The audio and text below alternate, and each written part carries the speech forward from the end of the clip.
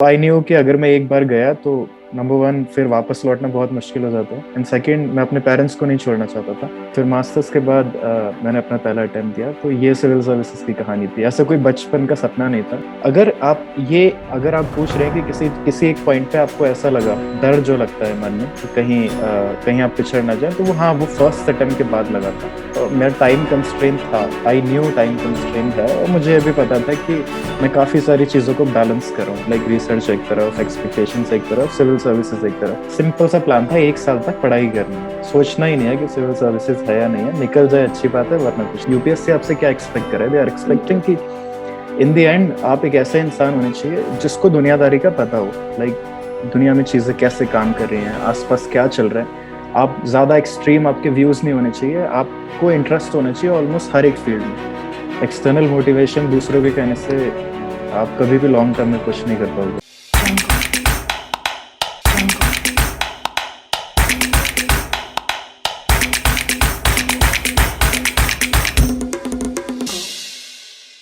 नमस्कार, आप सभी का स्वागत है सफलता टॉक्स के इस मंच पर। आज हमारे साथ जो गेस्ट है उनकी कहानी कुछ ऐसी है कि एक चाय बेचने से लेकर एक आईपीएस ऑफिसर तक का सफर जो उनका रहा है वो बहुत ही संघर्षपूर्ण रहा है। आपको मैं बता दूं, सर आईपीएस ऑफिसर हैं। 2019 में इन्होंने ये फलसफा हासिल किया है। साथ ही साथ इनकी स्टोरी हम आगे भी जानेंगे। सबसे पहले मैं स्वागत करती हूँ हिमांशु सर का। हिमांशु सर, वेलकम टू सफलता टॉक्स।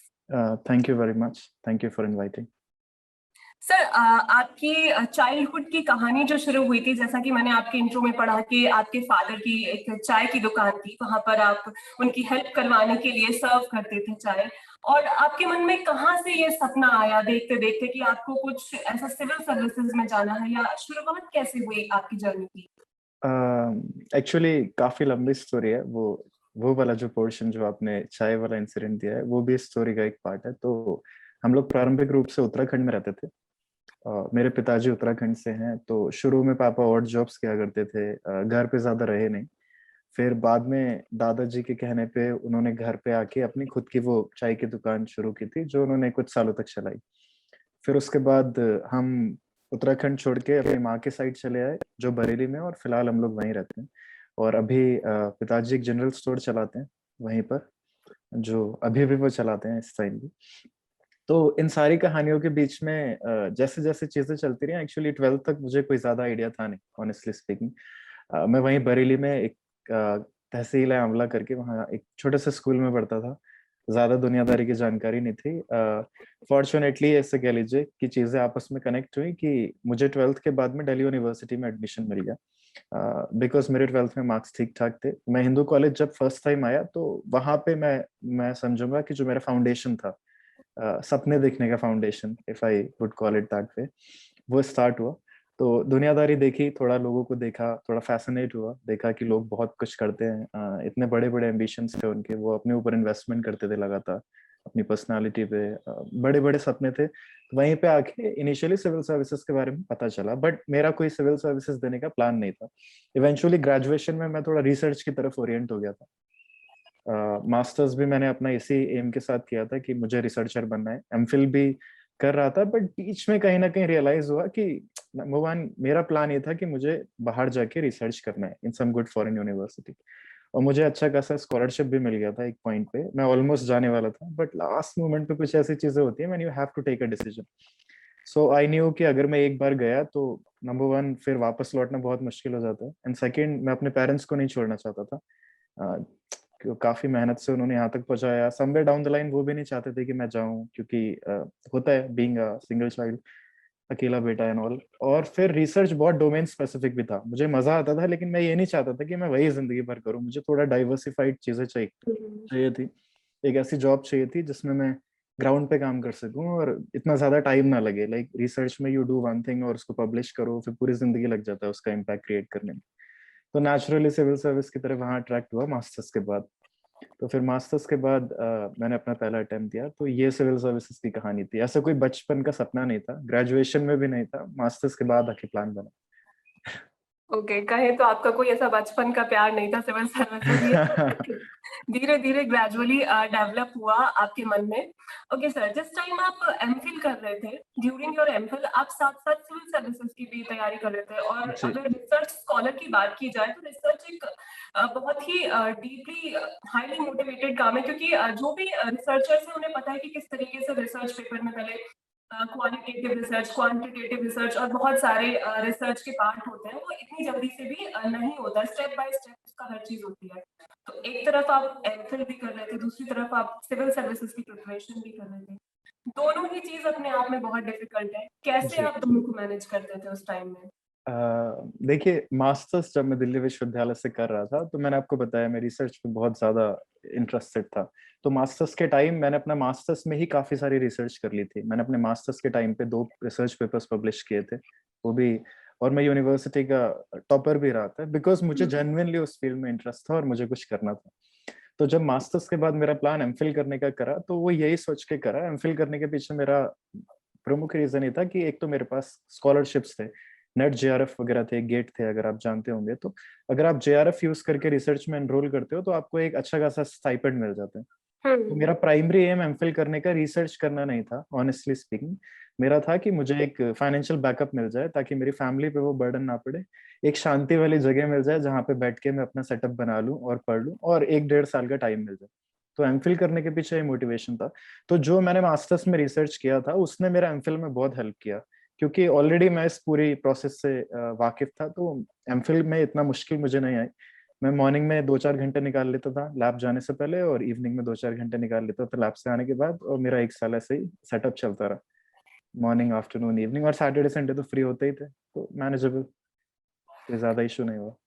ओके, तो मेनली आपको बहुत ज्यादा इश्यू नहीं आए। सर, बचपन से ही आपने बहुत ज़्यादा स्ट्रगल देखा है फाइनेंशियल कंडीशंस की वजह से, या फिर आप बचपन में, मैं आपके इंट्रो में पढ़ रही थी कि ट्यूशंस नहीं थे जब आप सिविल सर्विसेज की तैयारी कर रहे थे, कोई कोचिंग से आपने हेल्प नहीं ली है, सारी चीज़ें आपने खुद से प्रिपरेशन की है। तो किसी टाइम पे आपको डिमोटिवेशन फील हुआ? इस बात को लेके तो कभी नहीं हुआ कि मैंने कोचिंग नहीं ली। कोचिंग ना लेने का डिसीजन एक नेचुरल डिसीजन था, क्योंकि बचपन से मैं सेल्फ प्रिपरेशन के बेसिस पे आगे बढ़ रहा था, चाहे वो कॉलेज हो, चाहे वो स्कूल हो। तो ये जो आदत थी, ये विश्वास था कि जो चीज़ सेल्फ स्टडी कर सकती है, वो कोई कोचिंग इंस्टीट्यूट नहीं कर सकता, ये मुझ में हमेशा रहा। तो मुझे ऐसा नहीं कि मेरा भी मन किया एक टाइम को, मैं गया सारे कोचिंग इंस्टीट्यूट देख कर आया, बट मुझे 1-2 दिन में ही रियलाइज़ हो गया कि जितना मैं खुद से कर सकता हूँ, कॉस्ट बेनिफिट एनालिसिस किया, वो कोचिंग इंस्टीट्यूट वाले उतने टाइम में उतना कुछ नहीं सिखा पाएँगे। तो ये एक नेचुरल डिसीजन था। ऐसा नहीं था कि मेरे पास स्कॉलरशिप थी, अगर मैं चाहता तो किसी पॉइंट पे कोचिंग भी जॉइन कर सकता था, बट मैंने अवॉइड किया। तो अगर आप पूछ रहे हैं कि किसी किसी एक पॉइंट पे आपको ऐसा लगा, डर जो लगता है मन में कि कहीं आप पिछड़ ना जाएँ, तो वो, हाँ, वो फर्स्ट अटेम्प्ट के बाद लगा था। क्योंकि मैंने अपना करियर गिव अप किया रिसर्च में, और फिर मैं सिविल सर्विसेज़ की तरफ आया, और फर्स्ट अटेम्प्ट में मेरा सिविल सर्विसेज़ नहीं हुआ। तो जब वो पॉइंट, जब आपका आपका नाम नहीं हुँ, दिखता पीडीएफ में, आप थोड़े से परेशान हो जाते हो कि क्या आपने, did you just give up something for nothing, right? आप अपने आप को क्वेश्चन करने लगते हो, बट इवेंचुअली अ, आपके माँ-बाप होते हैं, आपके दोस्त होते हैं, आपका खुद का कॉन्फिडेंस होता है, वो 2-4 दिन में you bounce back and you prepare even harder. तो जो गलतियाँ थी, मैंने उनको फिल अप करने की कोशिश की, और सेकंड अटेम्प्ट में थैंकफुली ओके। गलतियाँ नहीं हुई।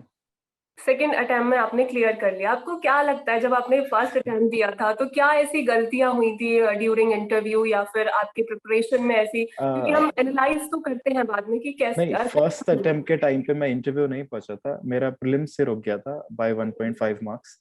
तो ओके। वो थोड़ा बुरा लगता है उस टाइम पे। तो मैंने यही रियलाइज़ किया जब मैंने एक ऑनेस्ट एनालिसिस किया 2-4 दिन बैठ के। मेरा रिविज़न प्रॉपर नहीं था।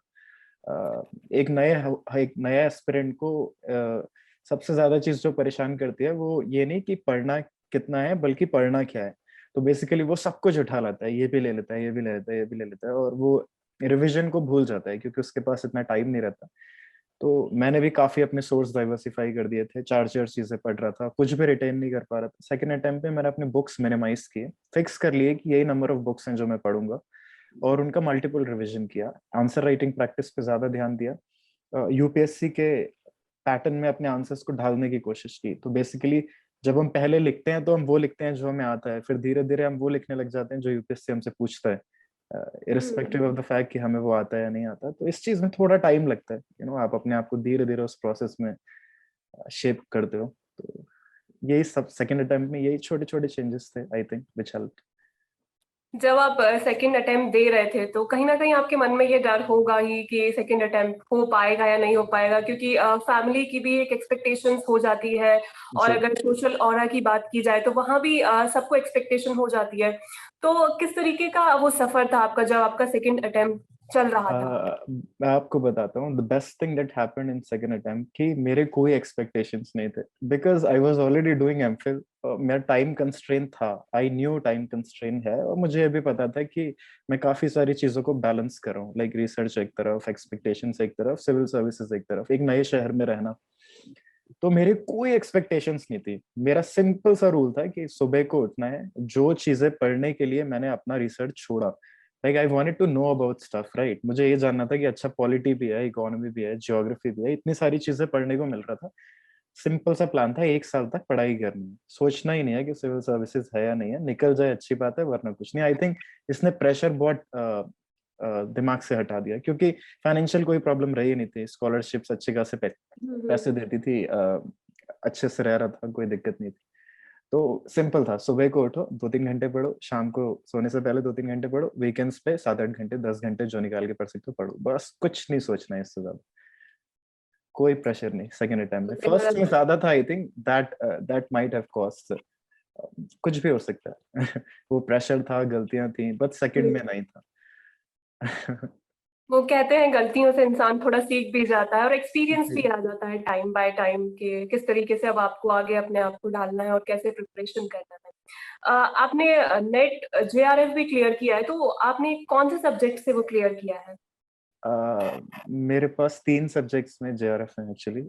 मेरा मास्टर्स जो एनवायरमेंटल साइंस में था उसमें, और जियोग्राफी और एंथ्रोपोलॉजी में भी। वो वैलिड नहीं है बिकॉज मेरा कोई बैकग्राउंड नहीं है उनमें, but just out of curiosity मैंने दे दिया था, बिकॉज मेरा ऑप्शनल एंथ्रोपोलॉजी था और जियोग्राफी में मुझे इंटरेस्ट बहुत था।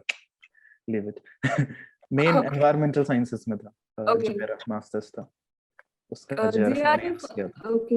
मैंने इसलिए पूछा क्योंकि अभी भी काफी सारे स्टूडेंट्स ऐसे हैं जिन्हें टीचिंग में जाना है, वो नेट की प्रिपरेशन कर रहे हैं, जेआरएफ की प्रिपरेशन कर रहे हैं, और उनके लिए भी वो कभी कभी काफी टफ हो जाता है, उन्हें समझ में नहीं आता क्योंकि See, I'll student again say net. the same thing. मैंने कभी जेआरएफ की नेट की तैयारी नहीं की, मुझे नेचुरली इन सब्जेक्ट्स में इंटरेस्टेड था, मैंने पढ़ाई की, और मुझे एक्चुअली टेस्ट करना था कि क्या मैं इस सब्जेक्ट में इतना जानता हूँ कि मैं कॉन्फिडेंटली इस सब्जेक्ट को एज अ ऑप्शनल यूपीएससी में ले पाऊँ।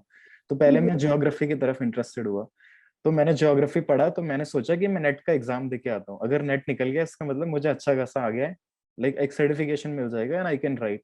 तो ज्योग्राफी में हो गया, बट इवेंचुअली आई रियलाइज कि ज्योग्राफी से ज्यादा मुझे एंथ्रोपोलॉजी में इंटरेस्ट आने लग गया, फिर मैंने एंथ्रो को पढ़ा, फिर मैं नेट दे के आया, फिर क्लियर हुआ, फिर मैंने एंथ्रो चूज कर लिया ओके। एनवायरमेंट ऑलरेडी मेरे पास था क्योंकि उसमें मेरा मास्टर्स और एमफिल है। तो ऐसा है, मतलब मैं कभी net, again I am saying the same thing, अगर आपका आपका अल्टीमेट एम क्या है, राइट, यूपीएससी आपसे क्या एक्सपेक्ट कर रहे हैं, दे आर एक्सपेक्टिंग कि इन द एंड आप एक ऐसा इंसान होने चाहिए जिसको दुनियादारी का पता हो, लाइक दुनिया में चीजें कैसे काम कर रही हैं, आसपास क्या चल रहा है। आप ज्यादा एक्सट्रीम आपके व्यूज नहीं होने चाहिए, आपको इंटरेस्ट होना चाहिए ऑलमोस्ट हर एक फील्ड में, ताकि आप डाइवर्स व्यू पॉइंट्स को अकोमोडेट करके एक अपना खुद का ओपिनियन बना पाओ। तो ये फर्क नहीं पड़ता कि आप किसी एग्जाम की तैयारी कर रहे हो या कितने घंटे पढ़ रहे हो, इन दी एंड जब आपका दिन खत्म हो तो आपको ये लगना चाहिए कि मैंने आज अपने आर्सेनल में कुछ नए तीर ऐड किए, राइट, कुछ नया सीखा, कुछ नया जाना। और धीरे धीरे अगर आप 1% नई नॉलेज डेली एक्यूमुलेट करोगे ना, तो वो 6 महीने में, तो वो 30 दिन के अंदर अंदर 40% से ज्यादा हो जाती है, कंपाउंडिंग होती है नॉलेज की। तो हर दिन कुछ ना कुछ करते रहिए, और एग्जाम को ज्यादा सीरियसली मत लो, अपनी पढ़ाई को सीरियसली लो एग्जैक्टली। एग्जाम तो निकल जाएगा। बहुत जरूरी है किसी भी एग्जाम को क्लियर करने के लिए, और आपको पता होना चाहिए कि अल्टीमेट आपका गोल क्या है अल्टीमेटली। जी। ओके। तो सिविल सर्विसेज में आप अभी आ चुके हैं, और आपकी अदर हॉबीज क्या है? अगर ओवरऑल लाइफ के बारे में आपसे पूछा जाए तो आपकी हॉबीज क्या मुझे फोटोग्राफी का शौक है, nature photography, wild life photography. घूमने का शौक है, स्पेशली माउंटेन्स वगैरह में। लिखने का शौक है, मैं कोरा भी कभी कभी लिखता हूँ जब भी पॉसिबल होता है। बोलने का शौक है, मैं आपको इंटरव्यू दे रहा हूँ, इससे पहले भी मैंने 1-2 जगह दिए हैं। कुकिंग का शौक है है? ओके। आई थिंक एक्चुअली आपने एक दो जगह इंटरव्यू नहीं, आपने काफी सारी जगहों पे इंटरव्यू दिए। मैंने आपके इंटरव्यूज देखे थे, और जोश टॉक्स पे भी आपने अपना इंटरव्यू दिया है। कैसा जी, रहा वहाँ का एक्सपीरियंस आपका? अच्छा था, काफी अच्छा था। वो प्लेटफॉर्म काफी, उनका आउटरीच काफी ज्यादा है, काफी ज्यादा लोगों तक उनकी रीच है, पहुंच है। तो अच्छा था, it was a good experience. Okay, आपने अभी बताया आपको लिखने का भी शौक है। किस जी, तरीके की आप पोएम्स लिखते हैं, शायरी लिखते हैं? किस तरीके की राइटिंग में आपका शौक है? नहीं, इतना फिलोसॉफिकल मैं नहीं हूँ। आई होप कि मैं इतना क्रिएटिव होता। मैं नॉलेज नॉलेज ओरिएंटेड क्वेश्चंस ही तो, कोरा अगर आप जानते हैं, it's basically a question and answer site, right? तो if anybody ask me a question, I try to answer it. पहले मैं एनवायरनमेंट और क्लाइमेट चेंज के बारे में लिखता था, फिर मैं थोड़ा मोटिवेशनल साइड में लिखने लग गया, बिकॉज आई रियलाइज कि मेरे जैसे बैकग्राउंड के बहुत सारे लोग हैं दुनिया में जिनको थोड़ी मोटिवेशन, थोड़े पुश की जरूरत है to come out of adversity, right? तो आई थॉट कि मे बी शायद मेरे वर्ड से अगर एक एक्स्ट्रा इंसान का भी फायदा हो तो यूपीएससी और मोटिवेशन, ये सब चीजों के बारे में थोड़ा लिखना स्टार्ट किया है रिसेंटली, देखते हैं। ओके, अगर सिविल सर्विसेज की बात की जाए, तो आज के एस्पिरेंट्स को आप देखते हैं तो उनमें ऐसा कुछ चीज आपको नजर आती है कि कहीं वो लैग कर रहे हैं किसी चीज में? मैं ये नहीं कहूंगा, आजकल के बच्चे काफी स्मार्ट है और वो स्मार्टनेस जरूरी भी है सिविल सर्विसेज के लिए। बस ये कि थोड़ा जैसे जैसे नई जनरेशन आती जा रही है, पिछले 3-4 सालों में हमने देखा है एक रेडिकल शिफ्ट हुआ है। डिजिटल मीडिया बहुत ज्यादा पेनिट्रेट हो गया है हमारी लाइफ में, एक लिमिट से ज्यादा। तो उसको कंटेन करना मुझे लगता है बहुत जरूरी है, क्योंकि इस टाइम पे it's almost impossible to stay away from internet, right? हर कोई इंटरनेट को किसी ना किसी तरीके से, और वो भी बहुत सिग्निफिकेंटली यूज कर रहे हैं। ऑन एन एवरेज मैंने देखा है हम लोग 5-5 6-6 घंटे डेली नेट पे लगाते हैं, बट हम कभी ये नहीं देखते कि क्या उसका कॉस्ट बेनिफिट इतना अच्छा है जितना टाइम हम उस पर इन्वेस्ट कर रहे हैं। तो इंटरनेट का अगर आप अच्छे से यूज करेंगे, क्योंकि वो टाइम तो आप खर्च करोगे, it's impossible not to spend it, क्योंकि वरना आपको फोमो हो जाता है कि हर कोई यूज कर रहा है, मैं क्यों नहीं कर रहा। लेकिन आप उस टाइम को यूपीएससी के प्रिपरेशन के साथ अलाइन करने की कोशिश करो। अगर आपको इंटरनेट यूज करना ही है तो ऐसी चीजों से दूर रहो जो आपका टाइम प्योरली किल करती हैं, और ऐसी चीजों पे इन्वेस्ट करो जो आपको डायरेक्टली इनडायरेक्टली यूपीएससी में हेल्प करें। आप डिबेट सुन सकते हो बैठ के, आप आर्टिकल्स पढ़ सकते हो, इंटरनेट पे न्यूज पढ़ सकते हो, ऐसे लोगों को फॉलो कर सकते हो जिनके आइडियाज आपको यूपीएससी में कहीं हेल्प कर जाए। तो basically ultimately in the end as I said कि आपको नई नॉलेज लगातार लेती रहनी है, सोर्स कुछ भी हो, वो न्यूज़पेपर हो, वो इंटरनेट हो। थोड़ा पेशेंस बना के रखने की जरूरत है, वो पेशेंस हम धीरे धीरे लूज करें, I think, because it's a very fast moving generation.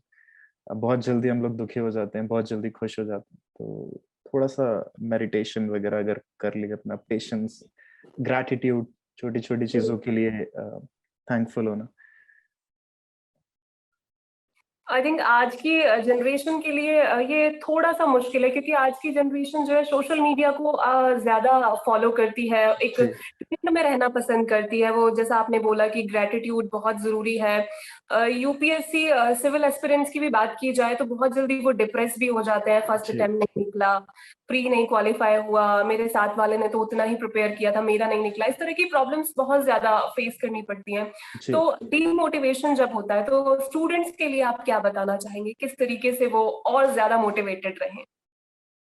देखिए, मुझे लगता है मोटिवेशन जो होता है वो दो तरीके के होते हैं, या तो आप इंटरनली मोटिवेट होते हो या आपको एक्सटर्नली कोई मोटिवेट करता है। प्रॉब्लम ये है कि मोटिवेशन के साथ सबसे बड़ा इशू है कि motivation in itself is temporary, right? अगर मोटिवेशन परमानेंट होता तो हमें लगातार उसकी जरूरत ही नहीं पड़ती।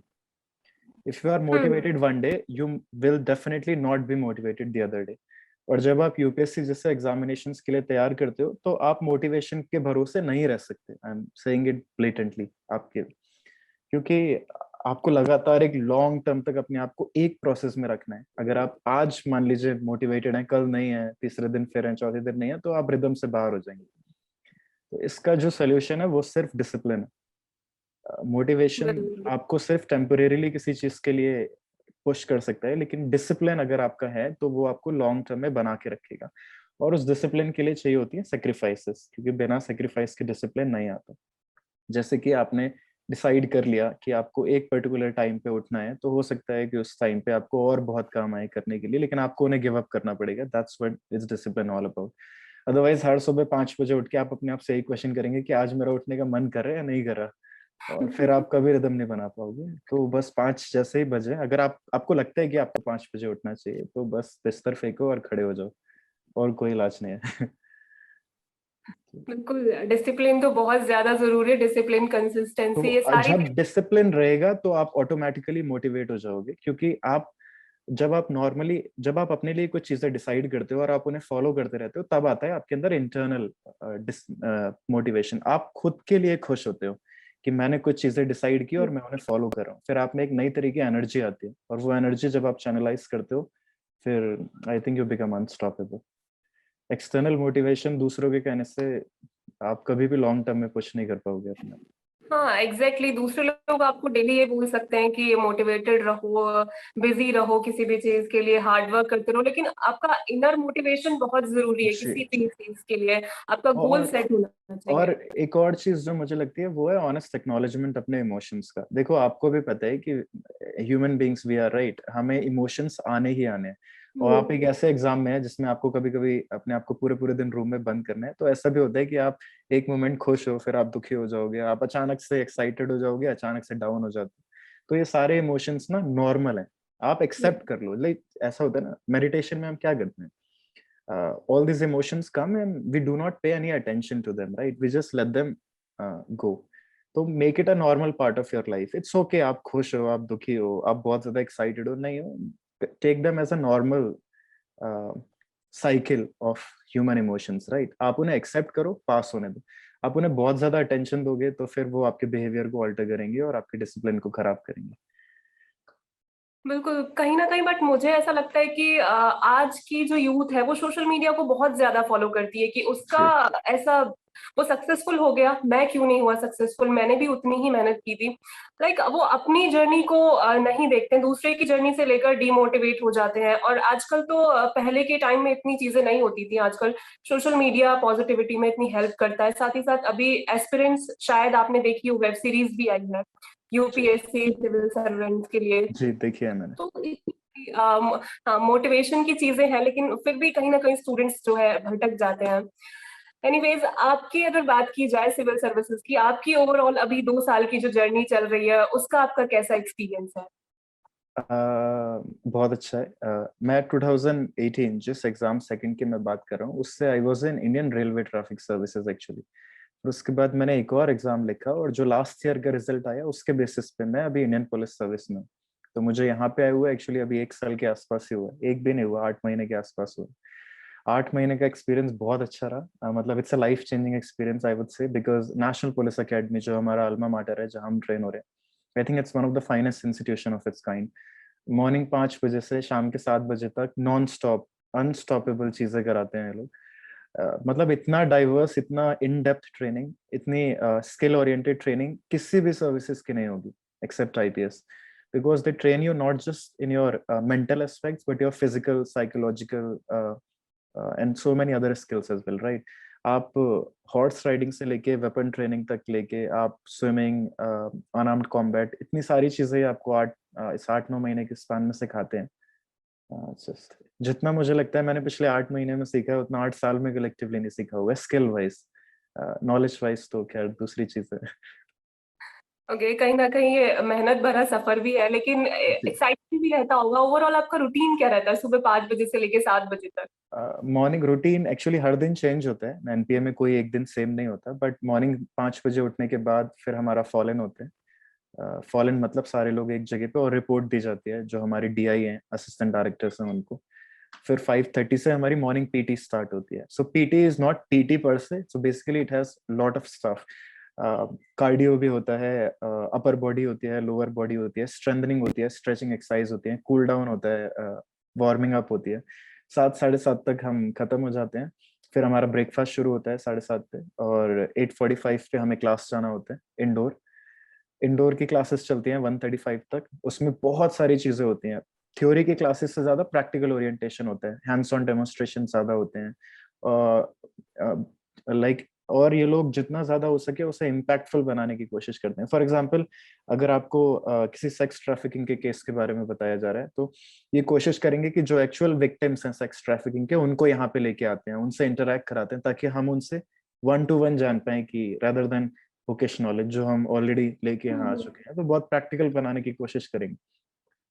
फिर उसके बाद आफ्टरनून में 3 के बाद तो सो मेनी थिंग्स, हर दिन अलग अलग ड्रिल होती है, वेपन क्लासेस होती हैं, अनआर्म्ड कॉम्बैट होता है, राइडिंग होती है, स्विमिंग होती है,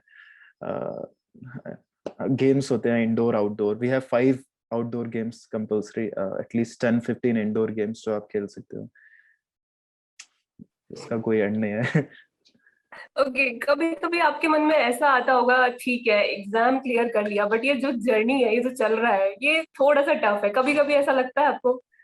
एनपीए में कभी कभी लगता है, बिकॉज आप नॉन स्टॉप, जब वीकेंड भी नहीं मिलते कभी कभी आपको, तो आप जब 5 बजे से 7 बजे तक लगे हो तो आप थक जाते हो। क्लासरूम में आपको नींद आती है, आपको लगता है कि काश मुझे कोई 8 घंटे सोने दे, बस आज सोने दे, कल से सब ठीक हो जाएगा, बट वो टाइम नहीं मिल पाता। लेकिन इन दी एंड फिर मैंने आपको यही कहा, आपको जितना ज्यादा, कहते हैं ना, लोहे को आप जितना ज्यादा झोंकोगे वो उतना ही स्ट्रांग बन के बाहर निकल के आता है। आप 2 मिनट के लिए आपको बुरा फील होता है, बट इन दी एंड ना आप आके एनपीए को प्रेज ही करते हो कि यार जिस तरीके से इस एकेडमी ने हमारी लाइफ बदली, इतने कम टाइम में शायद ही कोई बदल पाए ना। बिल्कुल, ये तो है, कुछ खोकर ही कुछ पाया जाता है, और जी। बहुत सारे अचीवमेंट्स आपने भी हासिल किए हैं। आपकी अगर फैमिली की बात की जाए, तो फैमिली अभी क्या सोचती है, उनका किस तरीके का फीडबैक रहता है आपको लेकर? फैमिली तो खुश है, उन्होंने शुरू से सपोर्ट किया है, पहले भी करते थे, आज भी करते आए हैं। पापा मम्मी काफी खुश हैं, वहीं रहते हैं वो लोग, मैंने आपको बताया, बरेली में ही। और मेरे पेरेंट्स ने मुझे शुरू से ही, उनको आई थिंक मुझ पे बहुत ज्यादा विश्वास था, उन्होंने कभी मुझे क्वेश्चन नहीं किया। उस छोटे से कस्बे से निकल के जब मैं दिल्ली भी आ रहा था, तो नॉर्मली हर माँ बाप अपने बच्चे से क्वेश्चन करेंगे कि आप क्यों जा रहे हो, मतलब आप यहीं रहो। क्योंकि दिक्कतें तो थी, उनको भी काफी बर्डन पड़ रहा था, बट मैंने जब उन्हें बोला तो वो मान गए। उन्होंने कहा देखो हमें नहीं पता बाहर क्या चल रहा है। मेरे पेरेंट्स का सिंपल कहना था मेरे से कि we do not understand the world the way you do, right. वो तुम्हारा काम है, बस हमें इतना पता है कि हमारा ये विश्वास है कि अगर तुम कुछ जिंदगी में करोगे तो अच्छा ही करोगे, तो हम तुम पे अपना विश्वास बना के रखते हैं और तुम हम पे अपना बना के रखना, और अल्टीमेटली सबका ठीक हो ही जाएगा। तो they never question me, actually my parents have never asked me जिंदगी में एक बार भी आज तक कि पढ़ाई कैसी चल रही है, कभी नहीं पूछा। बिकॉज दे नो कुछ करोगे जिंदगी में अच्छा तो अपने लिए करोगे, हम जितना कर सकते हैं हम अपनी तरफ से करेंगे। हाँ एग्जैक्टली, पेरेंट्स का ये एक होता है तकिया कलाम कि जो भी करोगे अपने लिए करोगे, और तुम्हारे पास इतने ईयर्स है करने के लिए, जी। ये चीज होती है। अभी आपकी पोस्टिंग कौन सी जगह पर है? नहीं, अभी मैं नेशनल पुलिस एकेडमी में ही हूँ, एज आई टोल्ड यू। हाँ, ओके ओके। तो I am in training only. 2 महीने के बाद में यहाँ से बाहर जाएंगे हम लोग। फिर मैं उत्तराखंड का मूल रूप से रहने वाला हूँ, मैंने आपको बताया था, और मैं उत्तराखंड ही मेरा काडर है जो मुझे आवंटित हुआ है, तो मैं वापस उत्तराखंड ही जाऊंगा सर्व करने के लिए। Okay, was really a great journey. आप सिविल एस्पिरेंट्स के लिए ऐसा क्या बताना चाहेंगे, एक मोटिवेशन कह लूं या फिर टिप्स सजेशंस, कि ओवरऑल वो अपनी प्री के लिए या फिर मेंस के लिए, इंटरव्यू के लिए किस तरीके से प्रिपेयर हो और आगे कैसे सक्सेसफुल हो जाए?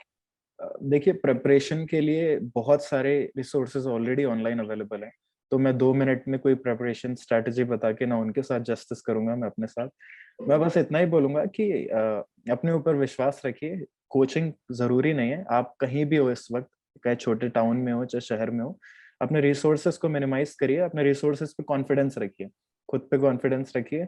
डिस्ट्रैक्ट मत होइए ज्यादा, ऐसे लोगों की कंपनी में रहिए जो आपको लगातार पुश करते रहें, पॉजिटिविटी बनाए रहें, और थोड़ा सा पेशेंस, क्योंकि इस एग्जाम में पेशेंस चाहिए होता है, और हो जाएगा, इतना परेशान होने की जरूरत नहीं है। और ये ट्रिवियल क्वेश्चंस में कौन सी बुक पढ़नी है, कितने घंटे पढ़ना है, कहाँ जाके पढ़ना है, कोचिंग लो या नो, डजंट मैटर। आप अपने आप का एक सेल्फ एनालिसिस करो, ऑनेस्ट अप्रेजल, कि इन दी एंड आपको लगता है कि जो प्रिपरेशन आप अभी कर रहे हो 1 साल में वो इतनी हो जाएगी कि आप सिविल सर्विसेज जैसे एग्जामिनेशन को क्रैक कर सकते हो। क्योंकि कोई कोचिंग इंस्टीट्यूट आपको गुट्टी नहीं पढ़ा सकता, और ना आप अपने आप। Be honest with yourself in the and, मतलब जस्ट सिट एंड आस्क कि मुझे क्या करना चाहिए कि मैं ये एग्जाम निकाल। ओके। बाकी इंटरव्यू रिसोर्सेस बहुत सारे हम्म, अवेलेबल हैं इंटरनेट पे, you can go through them. बिल्कुल। आपका इंटरव्यू लेने से पहले मैंने आपके बारे में काफी कुछ पढ़ा, वीडियोस भी देखे, जो स्टॉक्स का आपका इंटरव्यू था वो भी देखा। आपकी जर्नी देख के मुझे लगा अब बहुत स्ट्रगल तो आपने किया ही है, लाइक किसी इंसान से पूछो आप उसके स्ट्रगल के बारे में, तो हर किसी का अपना अपना व्यूज होता है, लेकिन आपसे बात करने के बाद मुझे इतना लाइट फील हो रहा है। मतलब आपकी स्ट्रगलिंग स्टोरी आपने उस तरीके से बता दी था, ओवरऑल मैंने मेहनत की और अचीव कर दिया। बहुत अच्छा लगा हिमांशु सर मुझे आपसे बात करके, ओवरऑल आपकी जर्नी के बारे में थैंक यू बात वेरी करके। मच, बहुत बहुत और शुक्रिया। बहुत ही लाइटली आपने सारे आंसर्स दिए, और I wish good luck for your all life. Thank thank you, you so much सफलता टॉक से जुड़ने के लिए। Thank you very much for interest.